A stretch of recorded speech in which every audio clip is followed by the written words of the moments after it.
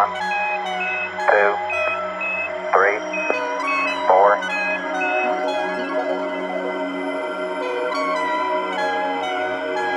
5, 4, 3, 2, 1, 0. All engine running. Liftoff. We have a liftoff.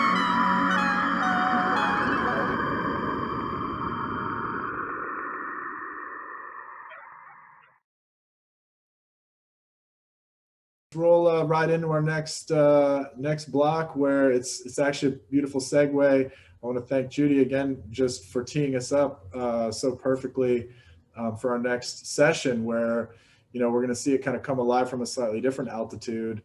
Public and private sector landowners, solar opportunities and success stories. So let me introduce our panelists. We've got Elizabeth Marshall, UVA Cooper Center with Energy Transition, Dr. Michael Perry, Westmoreland County Public Schools, Michael Town, there is Virginia League of Conservation Voters, and of course, Betsey Arlen from Sun Tribe Solar, who you might remember from Brightfields 2019. Sun Tribe's been another one of these early adopters who've been in the space and help us blazing the trail. And they're plugged in as an official supporter too. So thank you, Sun Tribe, for your support. And we've got another just great group. It would be hard for me to pick my favorite bank of panelists and solar stars, but thank you all for joining. And again, thank you for the work that you're doing behind all this. And I really look forward to seeing your work come alive for everyone here today. So, how is it? Everybody looks good. Everybody hear me okay? And yeah. Hey, Elizabeth. Yeah. All right. Go ahead. Take it away. Okay. Great. Thanks. Good afternoon. Welcome to everyone on the call. Thanks for joining us. As Dan said, my name is Elizabeth Marshall. I coordinate the Virginia Solar Initiative at the Weldon Cooper Center for Public Service at UVA. And I'm so pleased to have the opportunity to be your moderator for this session. Today, we're going to sit down with 3 innovators who are working in the solar space in Virginia. Each in their own way are helping to tease out and optimize the opportunities that solar development presents to Virginia landowners and stewards of public land. And they bring unique perspectives in terms of thinking about land as a resource and resource stewardship as it relates to solar. As we've been hearing over the past 2 days, solar development presents the potential to deliver significant benefits across the state, such as injecting tens of millions of dollars into local economies, creating jobs and workforce development, improving equitable access to low-cost energy, improving energy resilience, reducing the progression and impacts of climate change, and of course, transforming brownfields into bright fields. Earlier, we heard that agrivoltaics, or the dual use of land for solar and agriculture, is a promising opportunity for farmers to increase their annual average profits, strengthen resiliency, improve soil health, and strengthen communities and rural economies. And landowners who lease their land for solar may be ensuring a reliable stream of income for themselves or their districts, or preserving the land for future generations or future agricultural uses. That said, the transition to a clean economy is not without challenges and frictions, particularly as it relates to operationalizing state policy and gaining the necessary buy-in that's needed to turn project proposals into projects on the ground.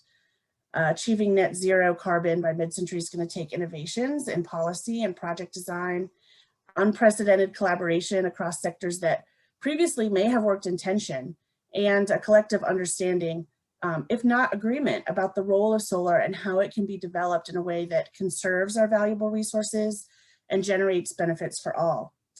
To start, we need to think about what landowners with good solar resources need in order to be confident and able to seize their solar opportunities. So today I'd like to take our panelists on a deep dive into how we can reframe perceived challenges into opportunities, how private landowners and stewards of public resources can maximize and take advantage of solar opportunities they have before them.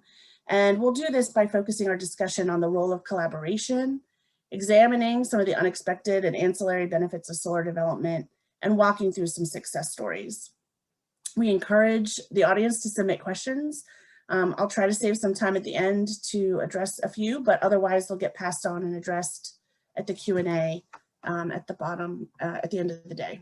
So now it's my pleasure to introduce our panelists in a little bit more detail. Betsey Arlen, with over 11 years of renewable energy industry experience, Betsey currently serves as Associate Director of Development for SunTribe Development, SunTribe's provider of large-scale renewable energy solutions. Trained in geography and urban planning by degree, her responsibilities encompass overseeing the company's real estate portfolio, including site acquisitions, outreach, and contract negotiations, along with SunTribe's geospatial solutions and data systems. Betsey manages the company's Brightfields initiative, as well as evaluation and origination of new opportunities, where she collaborates with the SunTribe team and stakeholders to promote best practices. Betsey is heavily involved with working with landowners, and in essence, she helps people understand what they can do with their property and how to take advantage of their solar opportunity. Through this work, she's gained a deep understanding of how solar projects can be developed to benefit both public and private landowners, while also delivering sometimes even greater benefits to their communities. Mike Town is the Executive Director of Virginia League of Conservation Voters. Mike joined the League of Conservation Voters in 2014, and in this role, Mike embodies environmental advocacy. He's relentless in finding ways that conservation and preservation can advance in tandem with other systems that are sometimes perceived to be at odds with conservation, and in ways that ultimately reduce carbon and fight climate change. With over 26 years of working with the conservation community under his belt, Mike leverages his experience and unique approach to hold elected officials accountable for their positions on environmental issues and to help build coalitions of significant political influence. And Dr. Peter Gretz, the Superintendent of Middlesex County Public Schools. Dr. Gretz is a true innovator in the public sector space. His school division was the first in Virginia to be 100% powered with on-site renewables. And he's been a leader in working with other school divisions throughout Virginia, inviting staff and students for tours of his completed systems and answering questions about how the county and school divisions work together to make ground-mounted solar a reality. This, of course, fits in with his larger role and his advocacy for the Coalition for Small and Rural Schools. And I'd like to offer special thanks to Dr. Gretz, who graciously agreed to fill in for Dr. Perry, who had to withdraw from today's panel at the last minute. So let's see, to kick things off and set the stage for our discussion today, I'd like to give some time to Mike Town to share his thoughts on the realities of the political environment that we're working in right now. Mike, would you like to talk about the role of collaboration and the coalition that made the VCEA possible in 2020? I also invite you to reflect on how now, in the wake of the VCEA and the 2021 General Assembly, policymakers and lobbyists are discussing renewables and how they're approaching clean energy policy in the Commonwealth. I'm curious if you're seeing a shift in attitudes and approaches following the passage of the VCEA. Sure, thank you. And thank you, Elizabeth. Thank you, Peter and Betsey, for joining us today. And I feel honored to be on a panel with the two of you, your expertise. Because in many ways, I'm not an expert on any of these issues. I play politics, and so political science is probably the most subjective science that there is. It's really just, you know, I don't have to be an expert on solar policy. I don't have to be an expert on local government and how they work and what they need. My job is to try to figure out where the nexus is between the different stakeholders at the table and how we can maximize what we get accomplished through the legislature. And that's a really important piece when you come to thinking about the Clean Economy Act. Some of us can make the argument that the Clean Economy Act is one of the strongest climate action electrification, electricity plans in the country. And in fact, Virginia went from one of the worst states on climate action to one of the top states in climate action with the passage of the Clean Economy Act, and then this year with our vehicle electrification package. To other people, it's not enough. We haven't gone nearly as far as we need to go. And I think that both points of view are correct. There are many that are very afraid of what does this mean? Oh my God, what have we done? We have turned Virginia into the next California or New York or Connecticut. And I think that those fears and concerns and worries are also legitimate, and they cannot be ignored. And so when we're working to, when we were working to put that legislation together, there were some dynamics that were very new to Virginia. One is groups like mine actually had power and influence. We've, in the 26 years I've been doing this work, much of my work has been trying to convince policymakers that conservation, climate action, environmental protection were legitimate concerns that they had to take seriously. And we were often defending against bad policy, or what we perceive to be bad policy. Now we're in a position where we actually get to write good policy and to work to pass it. And there comes a responsibility of governing on top of that. You can't just have a good idea and turn it into law. You policymakers are relying on you to write that good idea in a way that is actually going to be workable. And I don't have to turn on any power plant. I don't have to make sure electrons move across any power line. I don't have to make sure that I have buy-in from any community when I decide to build something. You all have to do that. Power companies have to do that. Local governments have to do that. So we had to work with a broad range of stakeholders in order to craft the Clean Economy Act in a way that worked for us, worked for the other stakeholders that would have to implement it, and satisfied politicians that it was good enough for them and it was going to meet their sometimes selfish and individualized needs as a politician. And so I guess my point here is that it's not perfect policy because it wasn't perfect politics, but we did the best that we could. And I think that a piece of that is also that this is probably the biggest bill that we're going to pass addressing climate change in Virginia, and at least from the electricity sector. It may be one of the most comprehensive piece of legislation that addresses especially utility scale solar policy, as well as some distributed solar policy. It is definitely not the last bill. And there's going to have to be, we are going to have to continue to pass policy changes beyond this. But the only way it was possible is with collaboration. And we knew early on, going into the 2020 legislative session, that the only way we were going to be successful is if we could not just make the environmental case or the climate change case that this was really important legislation, but we could actually make the industry case and the business case, that this was going to be a job creator, that it was going to be good for the economy. And one of a few of us in the environmental community look at climate change and say we have to do everything possible to address climate change. Some of us, and I think I'm one that falls into this boat, says we have to do everything that we possibly can that others want to emulate and model after. Because if Virginia had 0 carbon emissions and industry and businesses were fleeing the state and we had rolling blackouts, nobody would want to do anything else that we were doing, and the global temperature would just keep going up because Virginia can't solve climate change on its own. So we had to have policies, and we have to implement policies that others want to emulate, other states will want to follow, the nation will want to follow, other nations will want to follow, so we can actually make a global impact. And so that was one of the mindsets that we had. And that meant we had to work with utilities, sometimes our biggest foes. I don't think it's any surprise that environmental groups like mine and Dominion Energy are often at odds. We had to sit at the table together and work out deals. We had to make sure that local governments were going to be able to implement these policies. And we definitely worked closely hand in glove with the solar industry, the wind industry, both small players, utility scale players, folks that were all through the solar industry, the energy efficiency community, to make sure that these were the policies that were going to create the biggest bang for the buck on the ground. And we also had to address issues and concerns and worries from other environmental and conservation partners that were worried that if we went too far, what does that mean for conserving land, protecting view sheds, making sure that any offshore wind facility or onshore wind facility wasn't going to be destructive to the environment. So that was the mindset that we took.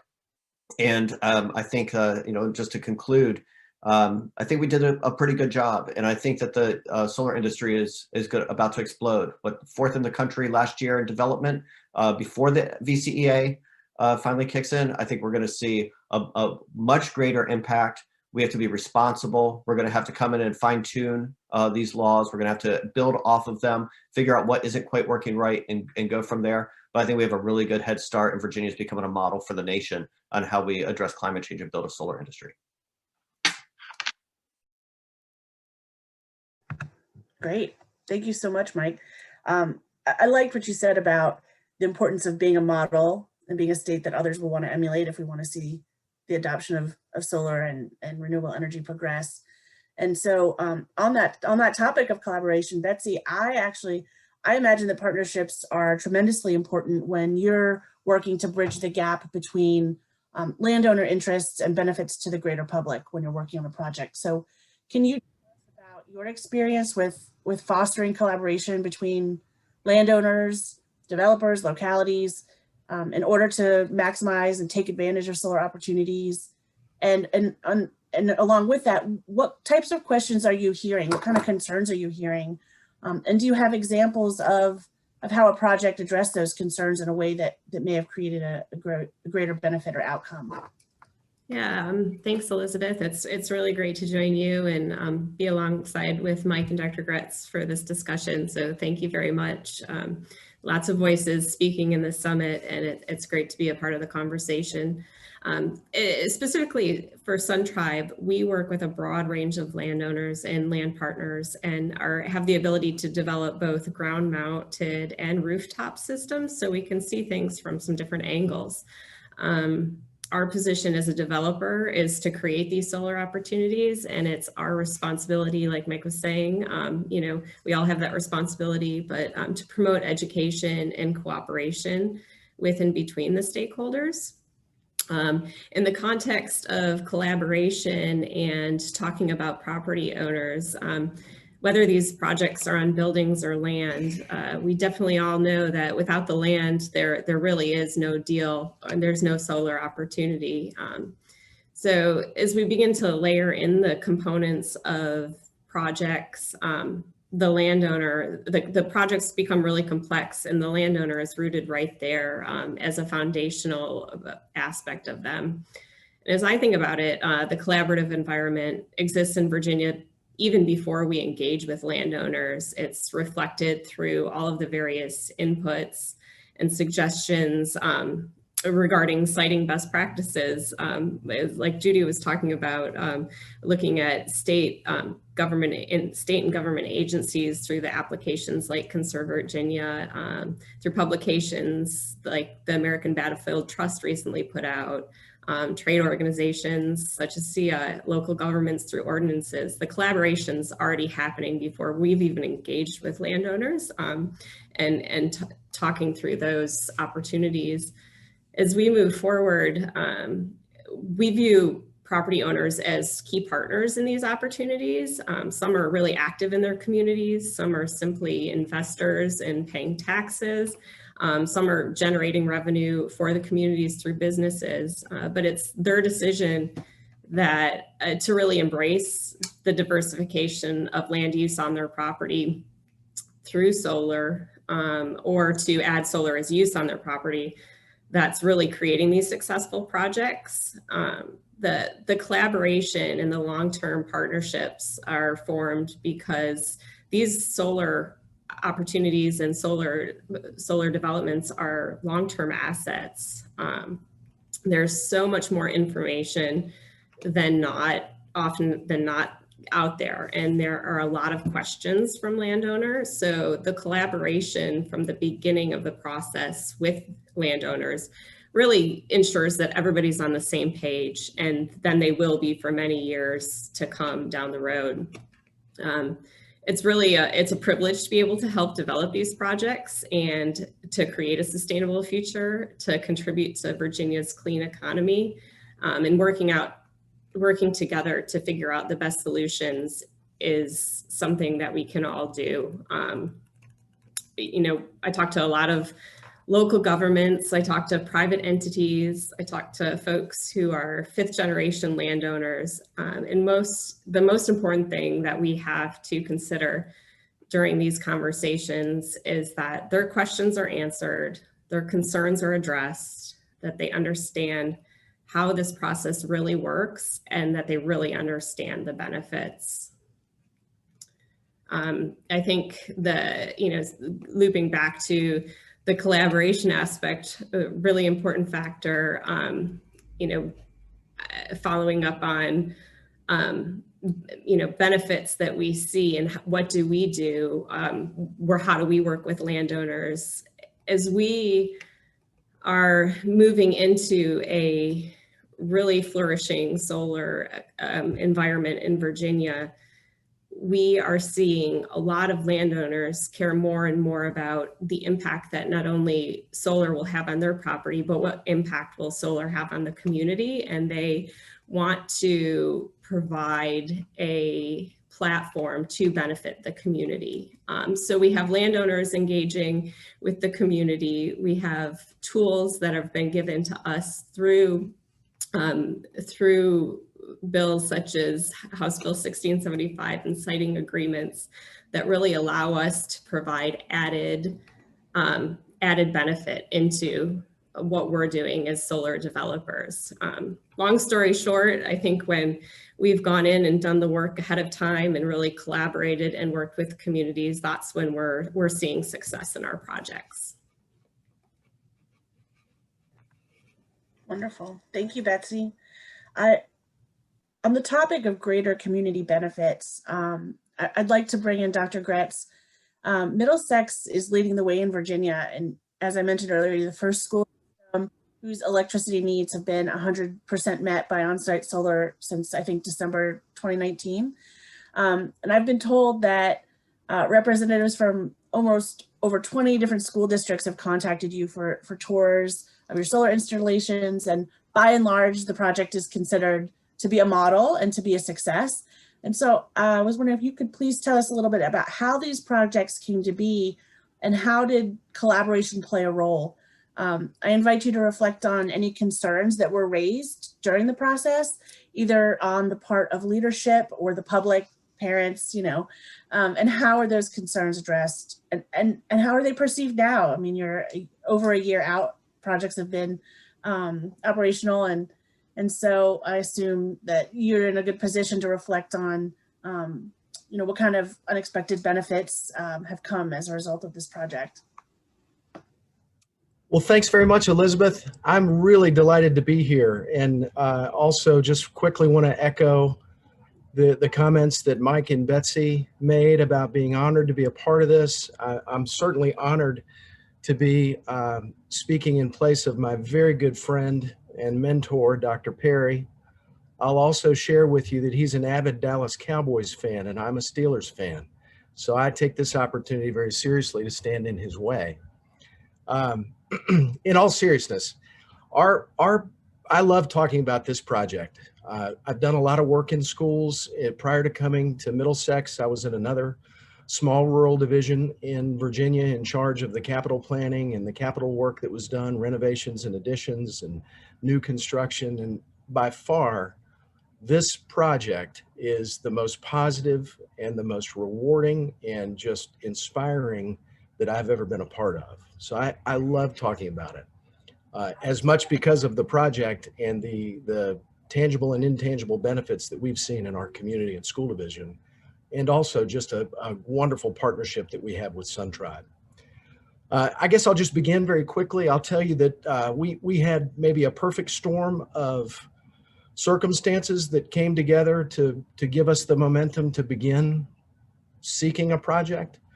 We had some sentiment in our local governing body. Essentially, there was one person who had just put some solar panels over his boat dock, and he was very enamored with the idea that there might be a potential for a project that could benefit the community, either on the county side or the school side. And so I think he kept bringing it up enough that in a local government meeting, several of us were just asked to get together, school side, community side, and we put together a little task force to begin a feasibility study to see, is there the potential for some project in Middlesex County? If you aren't familiar with Middlesex, we're exactly an hour east of Richmond, Virginia. We're right on the coast. We're a peninsula, so we're surrounded by the Piankatank and Rappahannock rivers, and then on the end, the Chesapeake Bay. Very small, very rural, a lot of agricultural land, 3 schools. So we began this process, and I think probably with 3 main goals in mind. One was certainly the potential for financial benefit through avoided cost. We understood that a power purchase agreement would enable us to enter into an agreement that would fix a rate for us over time and potentially be very beneficial as the cost of traditional power went up and our rate did not. Real quickly, I'll tell you one of the one of the biggest hurdles I think that we all had to get over, and I'll put myself in this boat too, was that type of agreement could come to a school division at no cost, literally no cost, not a back-ended cost, not a future cost, just simply it was free. And there are not many people that work in schools that have ever experienced that. And so at the end of each month of this feasibility study, we would kind of look at ourselves. And this was representatives from the county administration, school operations. We had parents involved. We had representative from the solar industry and the private sector. And we would all look at ourselves and just think, gosh, this seems like a no-brainer. Why wouldn't we do this? There have to be something that we're missing. And so we go back out and we do more research. We went to Charlottesville where there was a couple of roof mount projects on schools, and we crawled around on the roof and we asked all kinds of questions and we modeled different scenarios. And again, at the end of the day, I'd say about 8 months, we really just couldn't understand why we wouldn't do this. The picture behind me in my background is a small portion of the first phase of 2 phases of the project. This one behind me was done on land behind our elementary school, and it fully powered that elementary school and a middle school that was a few hundred yards away. We turned that on in August of 2018, and pretty much instantly we were able to see the avoided cost as the cost of traditional power went up twice just in that year. We were able to avoid almost $50,000 in costs that we just pumped right back into our local budget. That was just an immediate tangible savings.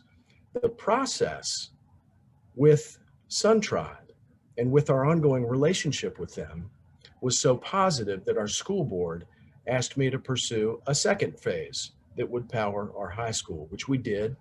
And that came not on our own property, but on some property behind the school that was leased to support powering that entire facility. And that was turned on about a year later in December of 2019. So I think I'm approaching my time, Elizabeth, but real quickly, I get long-winded about this because I'm really excited about it.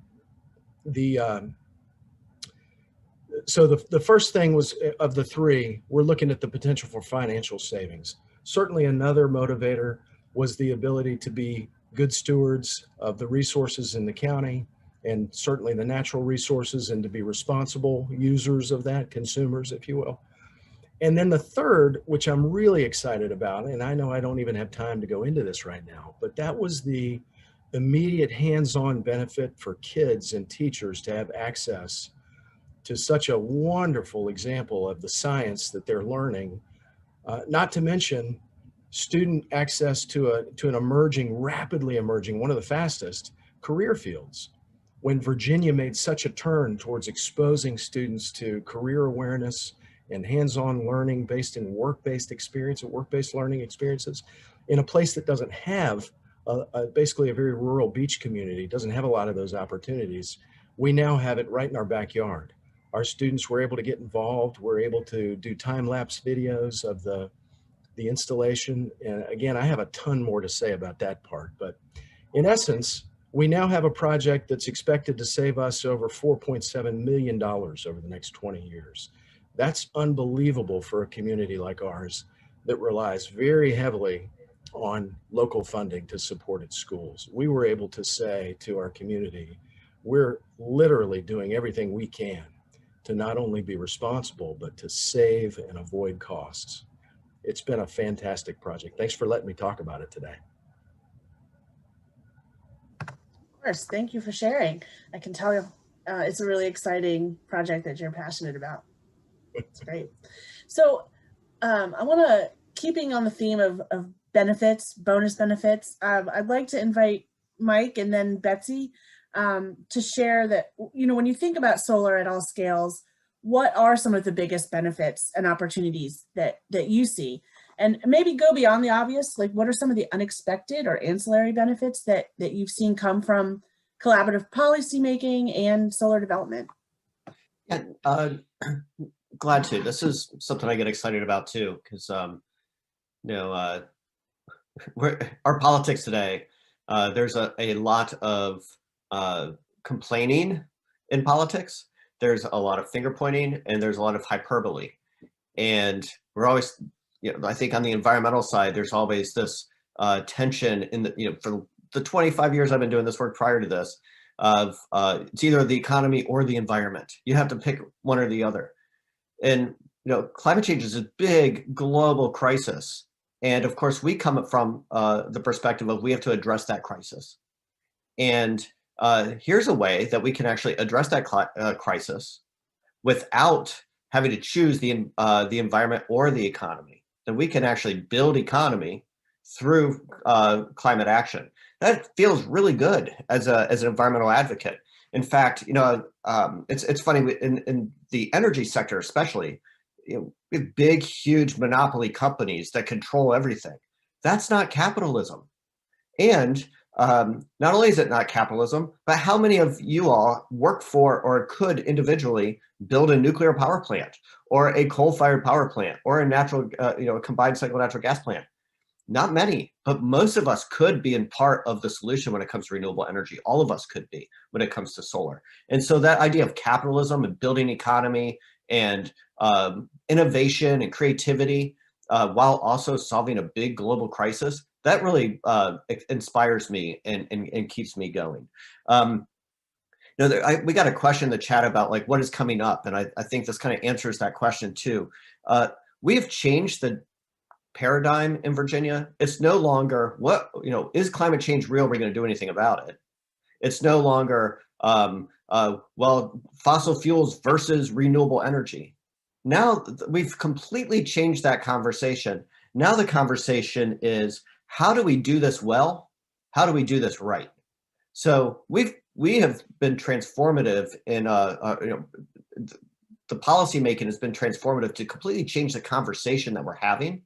And that's where we're headed now. And that feels really good too, because now we're going to implement laws that we've passed.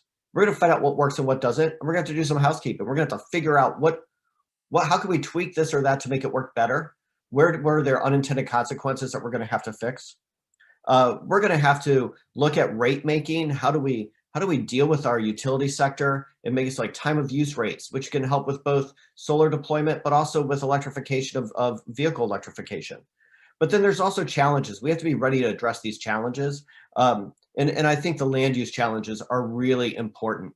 And so one of the things that the pandemic has done for us, strangely a positive, is I think it has made communication much more valuable and much more transparent, where we can actually, or the potential to be more transparent. We can communicate with each other across the Commonwealth at a given moment. We don't have to drive to go meet in person. And that's become normal. It also means that there are people that aren't in this conversation that probably deserve to know what we're doing. And so the thing that I think that is really important for the solar community to understand is that, I know there is a fear that somebody's going to complain or yell or not understand what it is that you're trying to do. And that is all true. You are better off letting them know early than later. If you deal with those problems earlier and you're transparent, you're going to be able to work beyond that through the collaboration, because you have more partners and more people that support what you're trying to do. And you can be more flexible to try to figure out how to resolve those issues. Because I think these land use issues, that's where we get people really passionate about their home, their community, and addressing those are going to be really important. And hitting them head on instead of trying to skirt around them, I think is going to end up for better solutions. Because the political realm, those concerns are going to reach the politicians too. They already are. And if elections go one way or the other, if they go a different way, then that means that those are going to be where we're going to see some clamping down on the industry. And we need to be sure we're ahead of that before it happens.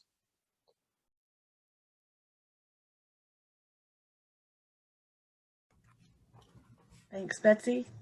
Yeah, I was just going to follow up on Mike talking about, the opportunity for jobs and the benefits that solar is bringing in jobs. I'm again fortunate enough to be in this industry and able to speak today because of these opportunities. Landowner specific, I'm thinking about specific benefits, and they really depend on what type of landowner is thinking about solar, whether it's a family landowner or municipality. I think the one thing that the communities are starting to see is as understanding the real value that solar can provide, the real benefit. One example with having Dr. Gretz on is that public sector landowners have a chance to collaborate with and learn from other local governments. So you're now starting to open up the conversation between governments in a way that really encourages communication. He gave the example of their community reached out to learn how this worked, and now they're recognizing that they're the ones people are going to. So it's definitely a give and take scenario. Another benefit would be for private landowners that families are able really to keep their land, which in rural communities is very important. On property that's been in a family for generations, solar is providing the opportunity for the land to rest and restore while creating revenue to pay taxes and keeping that land in the family. We have a lot of partners that this is the key reason that they're getting involved in the solar industry, because they're looking for ways to maintain their land. Another benefit we've been talking about in this conference is that a perfect example about previously disturbed lands. What better benefit for a landowner is to find a second and third use for their property that has already been disturbed. It's not just about the solar, the innovations through like pollinators and abandoned mine land. It's not just about the panels. It's really what's going underneath them. How are we changing the landscape in a way that is preserving the ecological diversity and other benefits through solar. So it's a continuous cycle of benefits.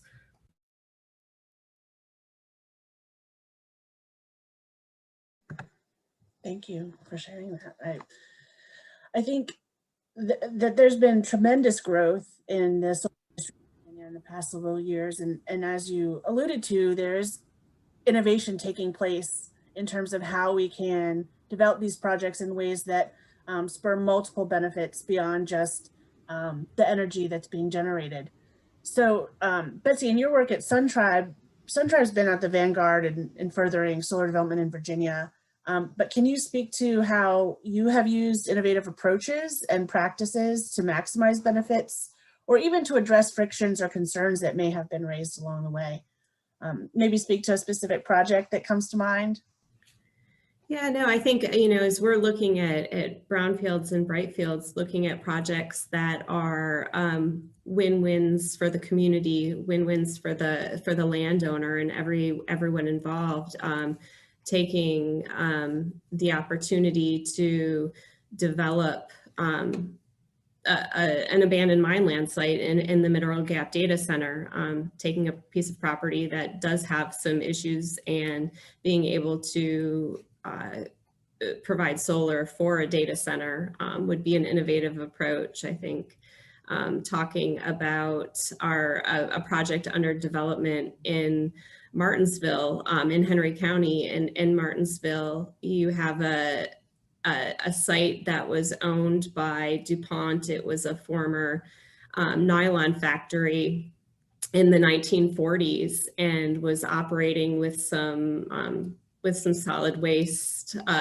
disposal on site through a permit. And as that continued and the employees of DuPont wanted to have some extra services, that DuPont they created a golf course on site, which was surrounding these solid waste management units. And in the late 90s, when the factory stopped, the golf course obviously just sat there. And today a site's being developed using that landscape, working around the solid waste management units, working with the environmental covenant to reuse the land. So taking those approaches to development is definitely something that we as a community of developers should be looking at.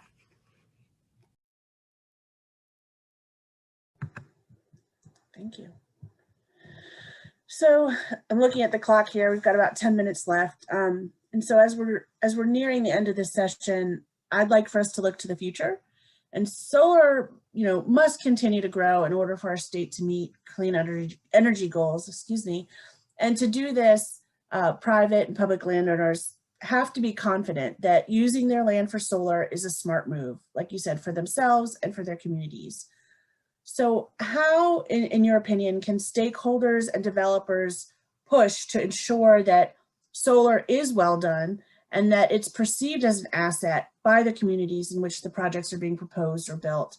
Are there examples of policies or characteristics or aspects of projects that have been done really well and hit the high notes in terms of helping to maximize solar opportunities and benefits?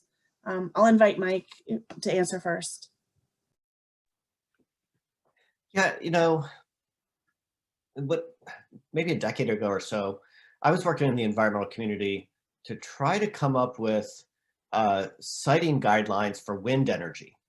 And I was talking to not wind developers, but to environmentalists, because there were environmentalists that were like, must build windmills now.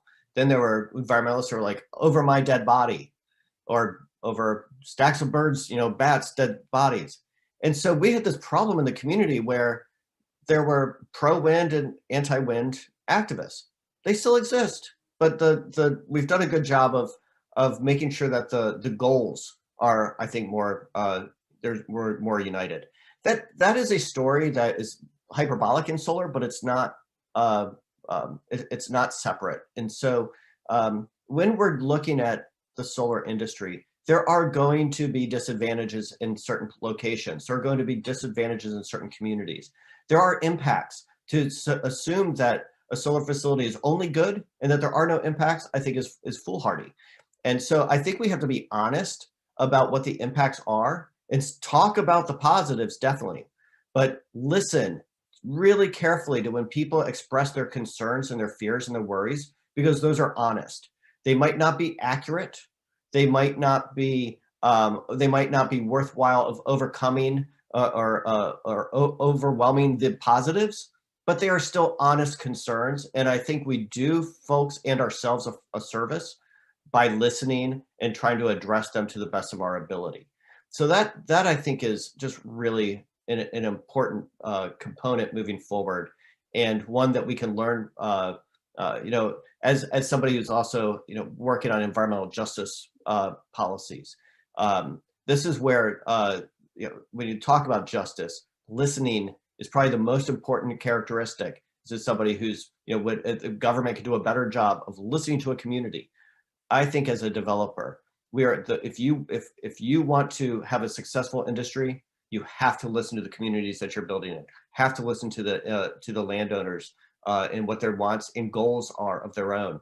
And the more we do that, the better we're going to succeed. The more solar there's going to be, and the more solar there is going to continue to be, because we're all, as our communities are excited and happy and see the benefits and see that they outweigh any disadvantages that are there.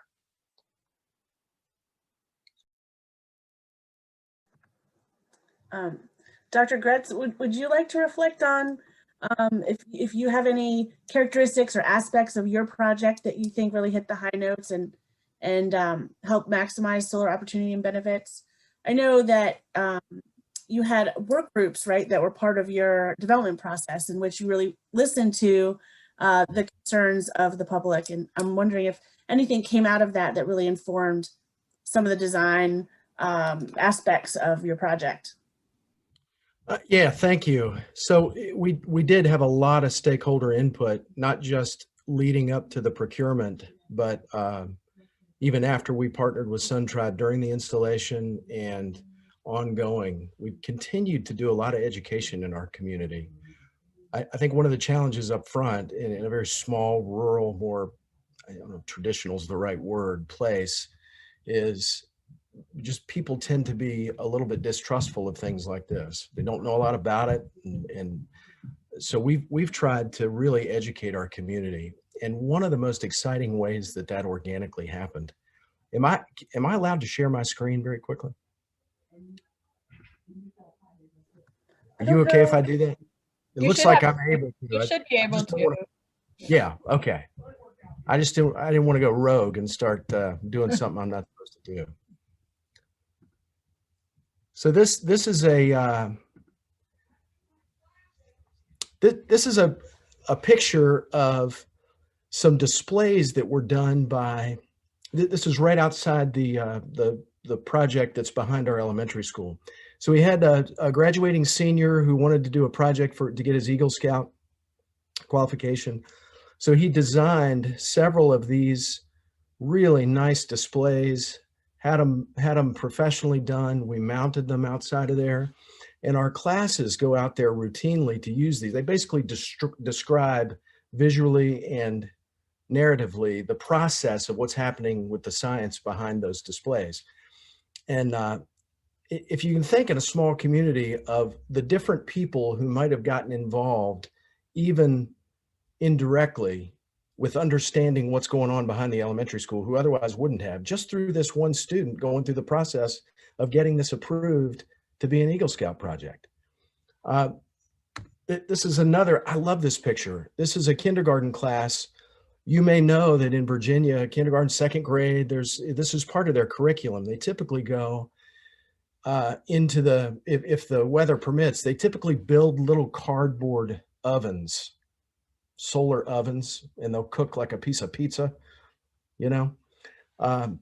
Look at what these guys have access to in terms of what they can go out using curriculum that was provided to us through a grant that Sun Tribe got on our behalf. This is a kindergarten class, and I love to tell this story because I was out there when one of these kids put 2 and 2 together and understood as the clouds went over those panels, the inverters, which are pretty quiet to begin with, but you can hear them, the inverters slowed down. And then the clouds went over and they came back up, and they just understood, you know, in a very tangible way what was happening with the science.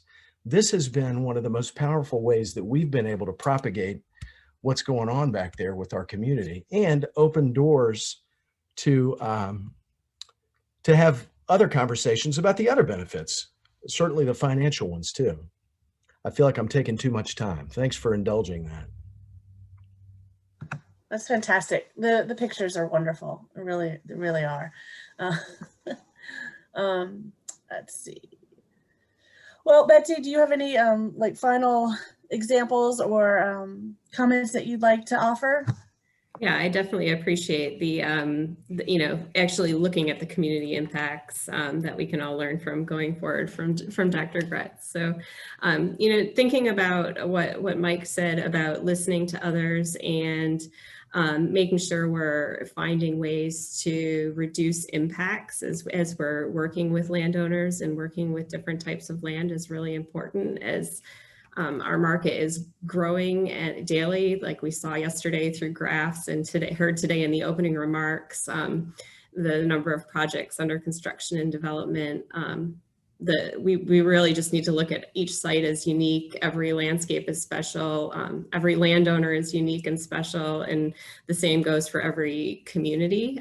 Definitely fortunate here in Virginia to have public and private sector leaders working to make resources available to help educate landowners and provide the path forward towards good stewardship, like Weldon Cooper and Nature Conservancy and Appalachian Voices.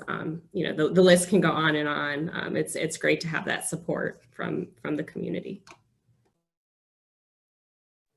Elizabeth, can I add one additional thing there? Please. So, you know, I think Betsey and Sun Tribe is a successful company because they do a great job in the work with the landowner and with the community. Peter said something I think that's just really important, that the public isn't necessarily where we are. Like, they don't know. So like when you ask any of your neighbors, where does your electricity come from? They don't know if it comes from solar or nuclear or coal or wherever. They just know that it comes from the power line. And like, that's their understanding of how electricity works. And so I think we have to remember to start where they are and explain to them what it is that we're doing, why we're doing it, what the benefits are, what the challenges are, what are the goals. So just remembering that most of the public is really ignorant on these issues compared to the rest of us. And if we forget that piece, we often can get blindsided by their concerns and arguments. I've asked for a better closing statement, and we're at time. So Thank you, Mike and Betsy and Dr. Gretz for joining us today on this panel. It's been fantastic. Thank you to our hosts and our sponsors and our organizers who made this event possible. I appreciate everyone's willingness to share your experiences and perspectives with us today. And hopefully we'll take away from this the need for continued collaboration and dialogue so that we can continue to advance solar development in Virginia. Thank you all. Thank you, Elizabeth. Great job, and thank you for finishing on time. We can continue the dialogue right now, but after I announce this soft break, we encourage everyone, you guys stick around. There's some bonus questions for Mike and Betsy. I have questions for the next 10 minutes, unless they have to stand up, and feel free to do so. But if you want to take a break, go ahead. We're going to come back with the next session at the top of the hour, but I just heard so many things that I want to respond to. Holy cow, really great job. I heard so much passion and candor from all of you. I think, you've delivered a very, very important session with a lot of key remarks. And like Mike, you spoke to so many important things. You actually, I had quoted Felicia in our last session, Felicia Fred with Draper Aiden, to meet people where they are and the importance of that. And my mom bred Labradors, and I grew up training dogs and helping out on horse farms. And I can tell you, you can't really force an animal to just suddenly understand what you want it to do. I had a cousin one time that tried to like shove a dog's head down on the ground. It's like that. He just freaks out when you do that. Just tap the ground a couple of times. And the dog's like, what's down on the ground? So it really is about getting to that person right where they are to help them bridge to the next step and the next step. And there's certainly some art to that, and it should be a focal point. And we can't take it for granted because, the dog won't figure it out. And I'm sorry, carbon-based life forms will not figure it out. I'm not trying to disparage all my human brothers and sisters out there. Anyway, so I think that's really important, these honest concerns. And I want to apologize to Dr. Gretz. I dropped the note. We really appreciate you plugging in at late in the game, but you're obviously just showcasing the work that you're doing, and I'm really glad that you're where you are, and the work that you've done is incredible. You speak so well to it. I was a Boy Scout. My dad was an Eagle Scout, and you got me thinking about Solar Scouts now. So great job, Mike. Let me come back, I guess. You guys got me really excited. Can you tell?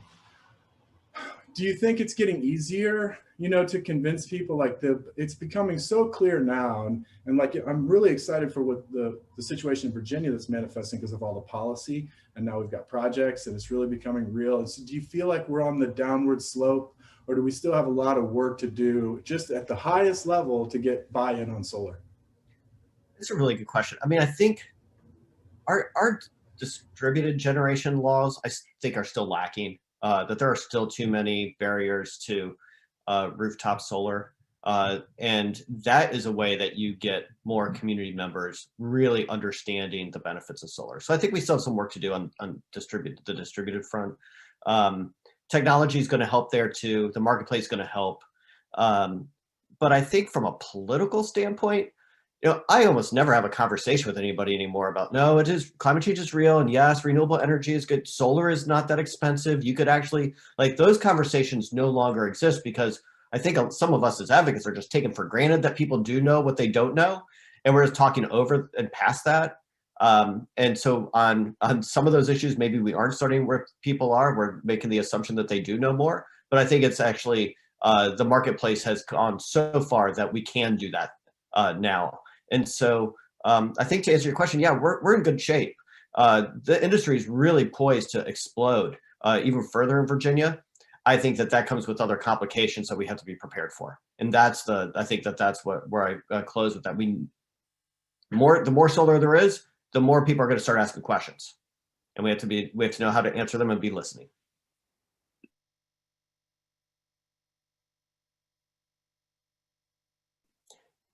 You're on mute, Dan. First time I did that, I'm so sorry. I was trying to get Betsy to jump in right on that point, because you guys are in the field answering these questions all the time, and you were blazing this trail. So great to meet you guys in 2018 and 19, queuing up, the first iteration of DEQ's event here. How are you responding to those questions, and is it getting easier now that you've got some success, some beautiful pictures to show people? Yeah, I would say that, everyone has a different reason for wanting to explore different types of solar opportunity. There's definitely a lot of confusion because there is so much information. So being able to provide answers, like Mike said, and be there and be the experts to help guide and help not only landowners, but communities make responsible choices to ensure we're good land stewards. We've been having the conversations for a long time. There's still skepticism, there's still education to be had, but we need just to be honest throughout the process. Who knows what you're sitting on, if you're sitting on a pot of gold and you don't even know, I think that's the opportunity that we have to look at. Absolutely, and that's why I'm so appreciative of everything Dr. Gretz had to say, and the little stand-up info sheets out there for the kids, and seeing those things in the community makes it real. And just these stories of towns. I told a story yesterday of little Amesbury, Massachusetts, that redeveloped 2 of its little landfills there, and they're selling all the power. And the people's pocketbook loves that, and so do the people who live in Amesbury. So Dr. Gretz, thanks. Do you have any other? I see. There you are. Yeah, come on in on, add more of that. Do you think the secret is getting out? And as pretty soon, everybody's going to kind of be trying to keep up with the Solar Joneses, so to speak? That's a great probably way to put it. I do think, just from my perspective as a superintendent, having gone through this and having such a powerful experience, I was able to approach my colleagues with a really authentic, like, you have to do this kind of message. I think we'll probably see in a few years that at least school divisions that haven't done this to scale are going to look really archaic. I mean, it just makes so much sense from all. There's one other thing, and then I was coming on just to tell you guys I really appreciate the opportunity. I've got to run to a 2 o'clock meeting, but indulge me for 30 seconds. I want to show you one more thing. Okay, awesome. We have the time. We also have an appointment at the top of the hour. Okay. So this, all right. So I love this picture. We had the same questions you guys were talking about. We had people that were like, what are you going to do to the natural landscape of this beautiful community? What are these things? What's coming out of them that we don't know is coming out of them? Are we going to be able to get close to them? Are they going to electrocute the kids? Ironically, just all that kind of stuff. But through just the prominence of them in the discussion in our community, you can see, I mean, it's just become a part of the landscape of the school. It's just as much a part of the kid's experience as that soccer goal is. And it's the same for our parents. So I really think, at least in a small rural place, and what I've seen with my counterparts, it really is just a grassroots kind of word of mouth, I think, about the benefits and the positive benefits. Hey, I really appreciate you guys inviting me to be a part of this. I learned a lot from you all, Mike and Betsey and Elizabeth. Likewise, we're really glad you could plug in last minute. Thank you so much. Thank you. Thank you so much, Peter. Yeah, so 1 minute left. Mike, Betsey, or Elizabeth, I don't know if you're still there. Final brief thoughts. So great. I wish we had more time. We could talk all day about right here at this altitude. No, I think you guys said it all. Go ahead. There's currently 109 people, or 110 participants, and growing. And not counting YouTube as well, but go ahead. And my guess is that 10 years ago, there would not have been anywhere near that number. And my guess is that 5 years from now, there'll be even more. So we're heading in the right direction. The future is bright, and we just have to make sure that we stay focused and keep collaborating. But thank you all for inviting me. I'm real happy to be here. I have to say thank you as well. It was an honor to be here. Yeah, thank you both. Honored to participate, and thank you for just all the work you're doing. Keep doing it. And special thanks to Sun Tribe again for blazing this trail and showing folks how it's done. And I'll also just shout out, US EPA, Brownfield, Superfund. They've always put community engagement right up front, and there's a lot of roadmaps for this. A lot of how-tos and helpful diagrams even that you can click around and find on EPA's website. because we're not reinventing the wheel with these things. We've had these kind of, questionable properties. People get really nervous about Superfund sites. I've been in some of those meetings, and it's, I used to work for the big polluters, as I've mentioned, and people really care about these issues, as they should, as carbon-based life forms on Mother Earth. Anyway, I digress.